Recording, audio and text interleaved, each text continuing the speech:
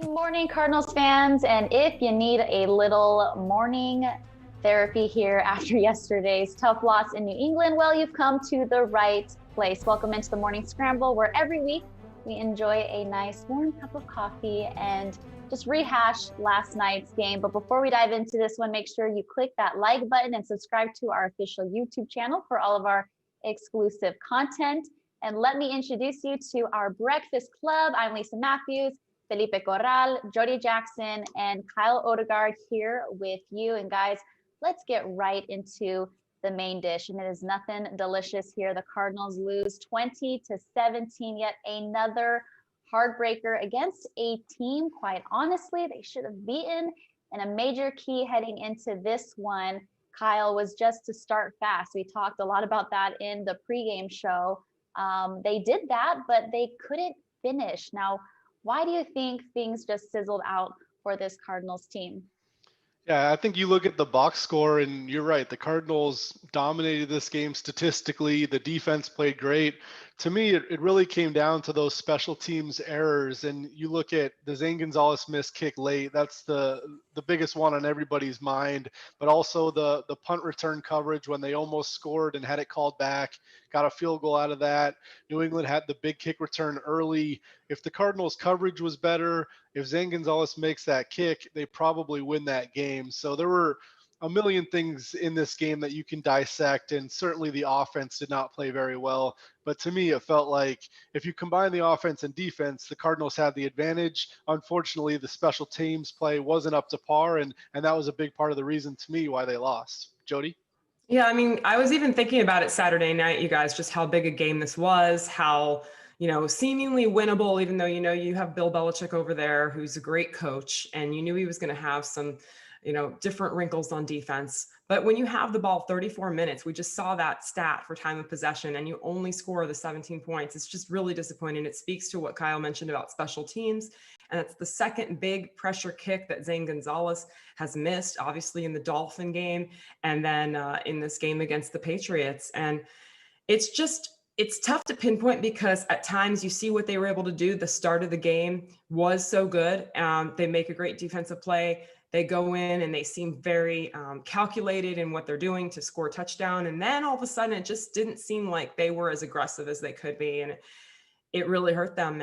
And so it's a big missed opportunity. That's what I came away with from this one. I know we're going to dive into it a lot. And, 10 points left out there. One was the Kirk drop and then the ensuing tries in the end zone and then the missed field goal. So, it's just tough to think about it because, our breakfast club, it's definitely more of a therapy session lately because these games they're so close. And we've talked about that all season long. This was just another one, Felipe, where it was right there.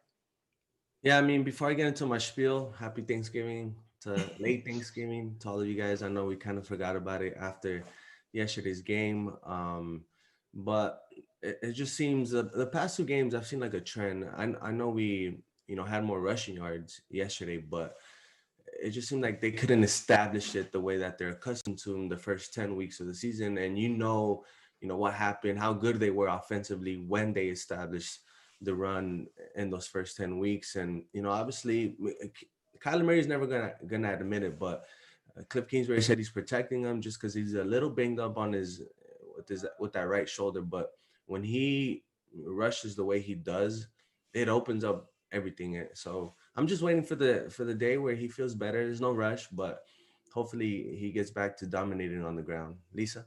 So, Felipe, you felt like you saw him more hesitant to make some plays out there with his feet, or were more accustomed to seeing? Yeah, of course. I mean, even the way he dives, you saw him dive on his left side rather than just kind of being pretty aggressive with the slides. And there's just so many parts of the game where you saw, man, he had a hole, he could have gone through that. Or, more design runs by Cliff Kingsbury. You just didn't see enough of that. And I feel like when they limit him rushing the ball, it kind of limits the offense. So I like what he said on this press conference. He doesn't necessarily have to run the ball to be effective or for the team to win. So once they get into a groove where he can dominate through the air, because we know he can, pass the ball. People like to paint him as this run first guy. No, he's pretty good in the pocket. So once he figures that game out and you combine that with this rushing game, oh man, this is gonna be dangerous. I mean, I like that too, Felipe, him saying that, because he does have so much talent with his arm. He can throw the ball down the field. We've seen it.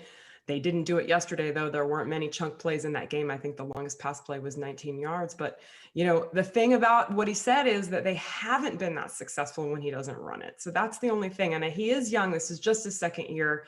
And that's kind of what struck me also in this game, is that, you know, we all got excited. They got DeAndre Hopkins. You know, you're thinking, you have a really high expectations all of a sudden. You still have to remember this is just a second year quarterback. But yeah, I love what he said, but yet hasn't been really proven yet. So we look forward to these last 5 games to see, you know, if he can do that, if he's not running, or maybe he gets back to running. And it certainly seems like there's a blueprint now where Kenyon Drake even talked about it against Seattle. They played that 5-man front and said, we're not going to let Kyler take it, and we're going to be ready when Kenyon Drake or Chase Edmonds runs the ball on those zone reads.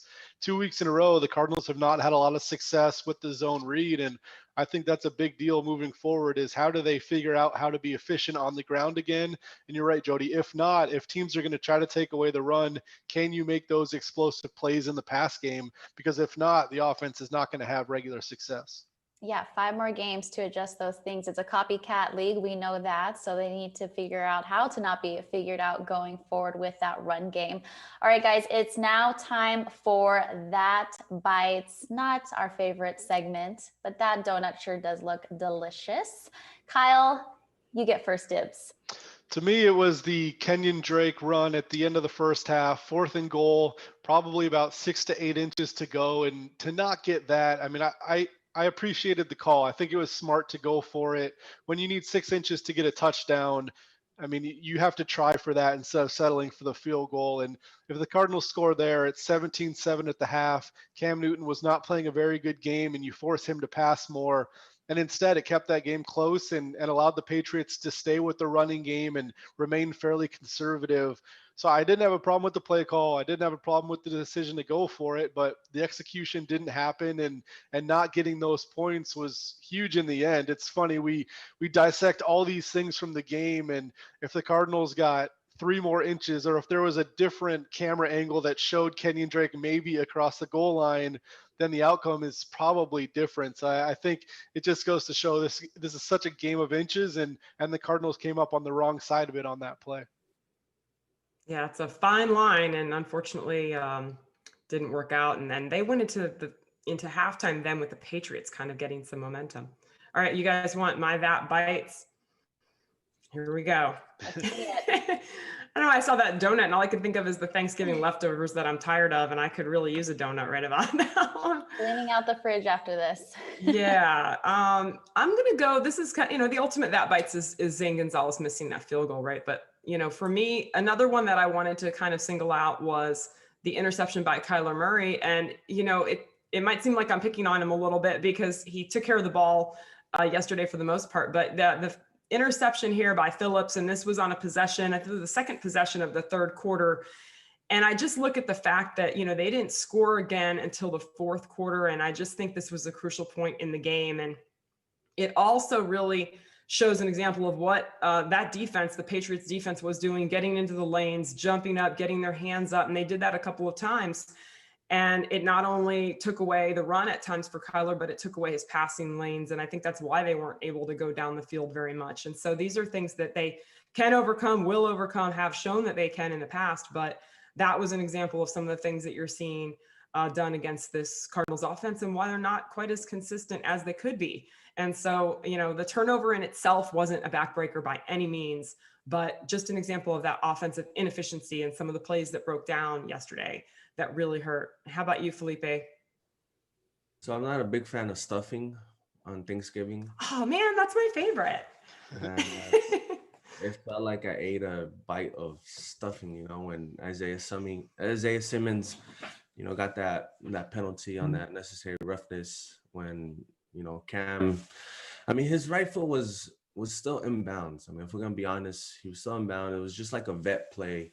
One of our Spanish broadcasters, Rolando Cantu, was telling us that Cam kind of like baited him. He's a rookie. Like, hey, come here. I'm going to kind of jog out slowly. I'm still going to be in bound. He was kind of welcoming him into that play, and obviously the rookie fell for it. And even though I disagree, it is what it is. They gave him those 15 yards to get in some type of field goal range, and I'm gonna put my Kyle Odegard hat on and try to remember the plays right after that. I think it was like a Demir Bird 5-yard catch, and then like a James White 2-yard rush, and then the full 50-yard field goal. See, Kyle, I come Why on the does it show gotta and be I learn a Kyle? lot We got about great you. memory too, Felipe. We're women. I come on the show and I learn a little bit about I every don't single movie. actually. I learned something from you guys. And Kyle, it's always like the Kyle hat. Yeah, he's a wizard. We know. I have to say something about that call, though. It bothers me that, okay, what did we hear? It was unnecessary roughness. Mhm. Yeah. Or personal foul is what we heard first. I just don't quite understand what exactly he was being flagged for. And that's what bothers me about it. Very specific. That's very bothersome for sure. At first, you're like, okay, is it helmet to helmet? I mean, there was no clarity in that, and that's what makes it all that more frustrating. And looking back, I mean, the officials missed on a couple calls. One going the Cardinals' way, luckily, leading only to a field goal instead of a touchdown on that return. But that was a really momentum swing for the Cardinals there. Obviously, you don't want to see a penalty like that, especially Isaiah Simmons, as he's gaining all the confidence and he goes in to make a play, and it's tough definitely to see that. So man, guys, that all bites. I'm gonna have to go with, if you're talking about Felipe stuffing not being one of your favorites, this play for me and that bites is yams. Okay, because I'm not a yams fan. I don't know who is out. Are you guys yams fan? I guess I like everything. Thumbs up from Kyle too. Dang. Okay. Well, I like yams. I like yams. My that bites is Kirk's drop on 2nd and goal. And simply put, you just don't see this, guys. It's a slant route. I mean, it's a sure touchdown there.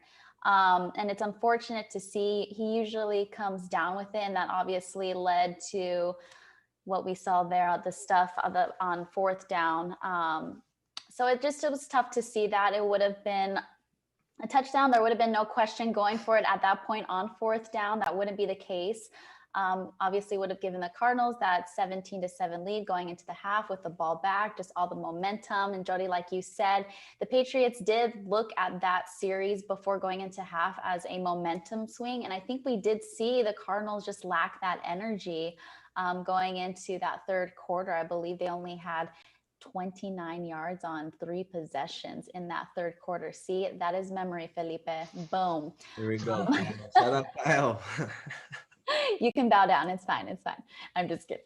So it was just, obviously that was that bites for me in this game. And you look at all these, opportunities. Yes, go for it on 4th down. Don't go for it. Get the points. I didn't have a problem, like Kyle, you said, just to go for it. Obviously, looking back, you're like, okay, if you get the points, it's not like the Patriots are a prolific offensive team where, you got to stack up 7 every time you have the ball. 3 points obviously would have done it against this lackluster offense that the Patriots have. So it's just disappointing they weren't able to just maximize on these opportunities that they did have. So you guys, now we seem really, really grumpy heading into maybe the bright side of this game, looking sunny side up here. Let's get into our Rise and Shine players or coach. Little widening it out today. Rise and Shine players of the game. Kyle, how about you take it away first? My choice this week is Dre Kirkpatrick.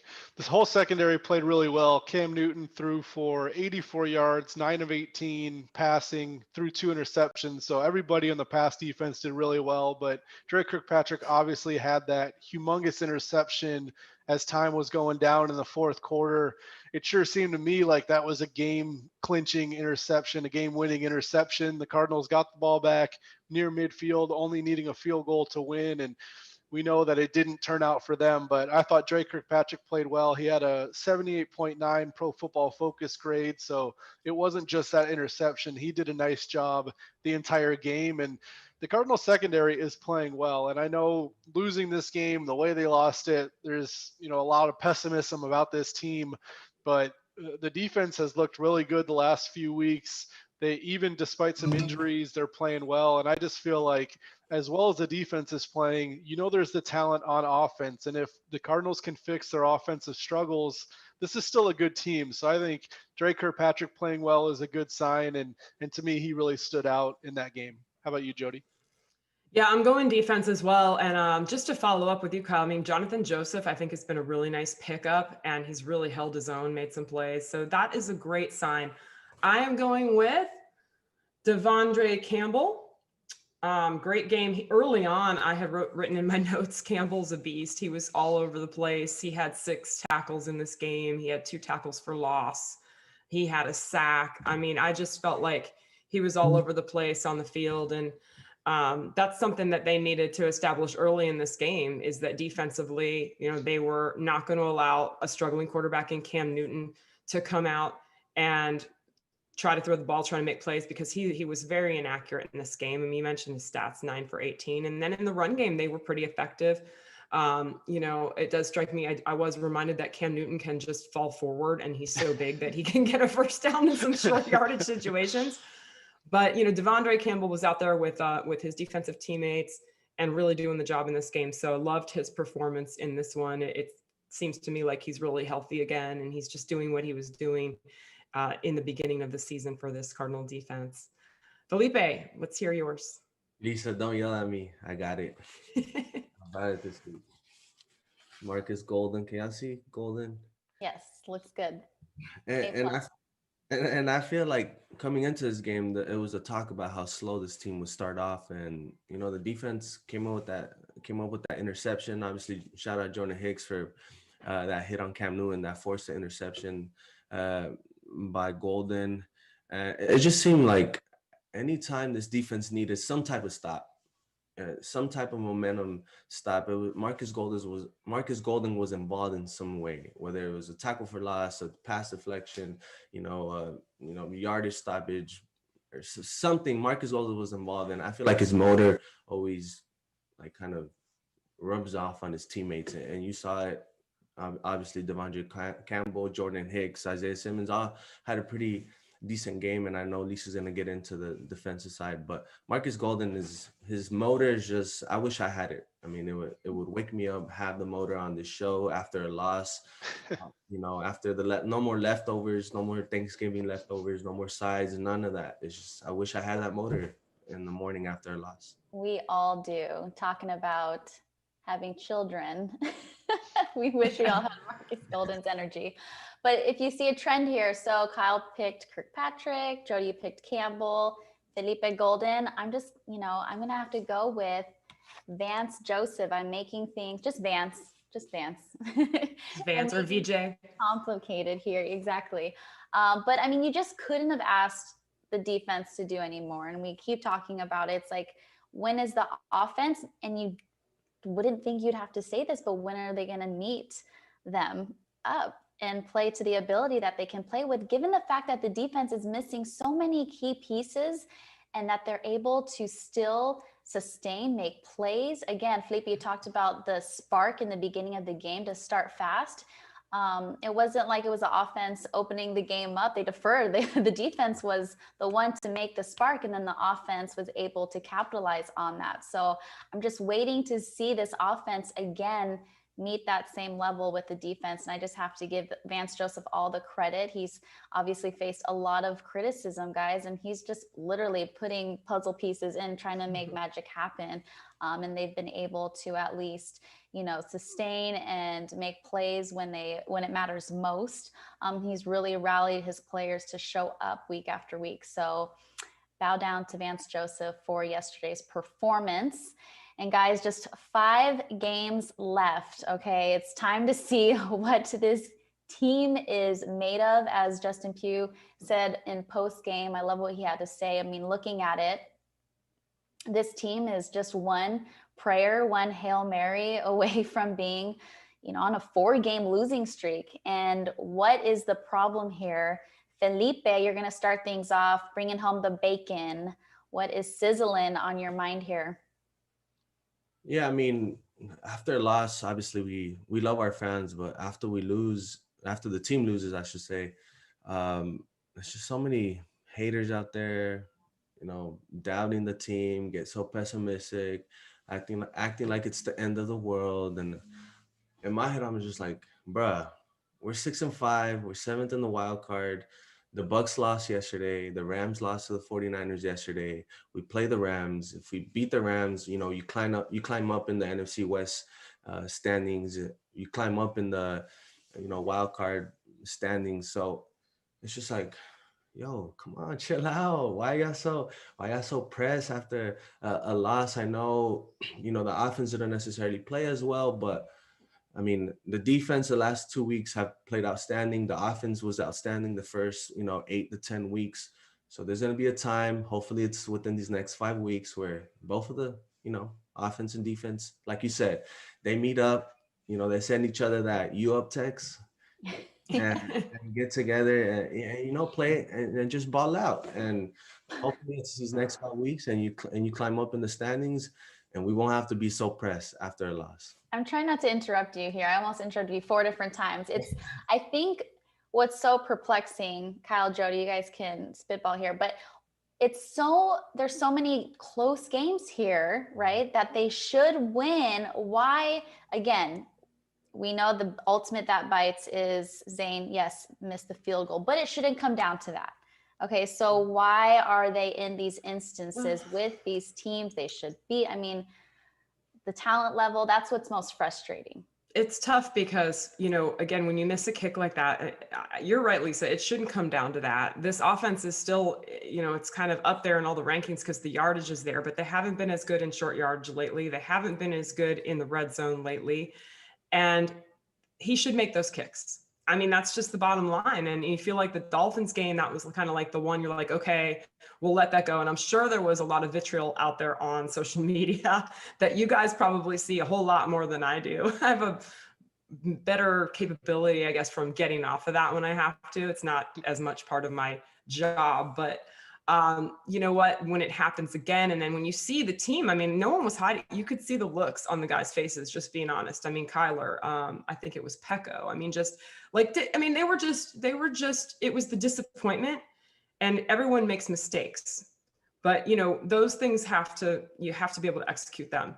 But yeah, 17 points, disappointing for this team. I think, yeah, you hit on it, Lisa. They're also close games. It's going to really rile up the fans because you're thinking, I mean, the beginning of this game, you're thinking, man, we might have like a game where actually win by 10 or something like that. Yeah. Didn't happen.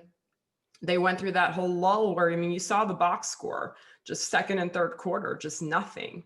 And you can't have that. You can't have quarters where you're not putting up any points at all. So, I know it's frustrating for people. And there it is. Yeah. There's a box score. And, you talk about taking the points and things like that. And you guys all went through it. I didn't really give my take on it, but look, the philosophy of this team is really to go forward in those situations. So if you're changing that mentality, then I don't know. I mean, you can do that, but I'm not sure you're being true to yourself. I mean, this is what they've done, and they're going to probably continue to do that. So I don't know, Kyle, what are your thoughts?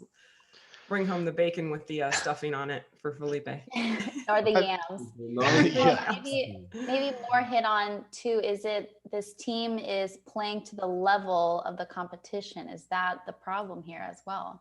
I mean, I don't think the Patriots are a bad team, and you played on the road on the East Coast. It's not like you're playing the Jets and struggled. When the Cardinals have played really subpar teams, they've won in blowout fashion a lot of times, and I think this is the nature of the NFL. When you play a team that's similar in talent level to you, you're going to have a lot of close games, and I think there's a lot of randomness to the results. I mean, we look back at 5 plays that if they went differently, the Cardinals win. If the Patriots are looking at it, they can say if the blindside block wasn't called, we'd have an extra touchdown. So I think there's a lot of plays that go back and forth. And when I look at it, I look at point differential a lot, and the Cardinals have a good point differential for their record, which tells me that this is still a good team. And we'll see how these last 5 games go. But the fact that they're still in wild card spot right now, if they win 3 or 4, they probably have a pretty good shot of getting in. So I feel like this is still a playoff team, and these results matter a lot when you win or lose by a field goal, so you don't know exactly what's going to happen. But I think the Cardinals have the talent to have a nice finish and go to the playoffs. Words of wisdom from Kyle. Just calming all of us. Gamer, there you go. Felipe just wants to be just Yeah. like you, He's Kyle. doing the Kyle impression now. I got the memory. I just need the vocab. The vocab thing, I'm working on it, Kyle, bro. But I got the headset. You need the hair. As long as you look the part. Yeah, hopefully, the vocab, comes into play down the season.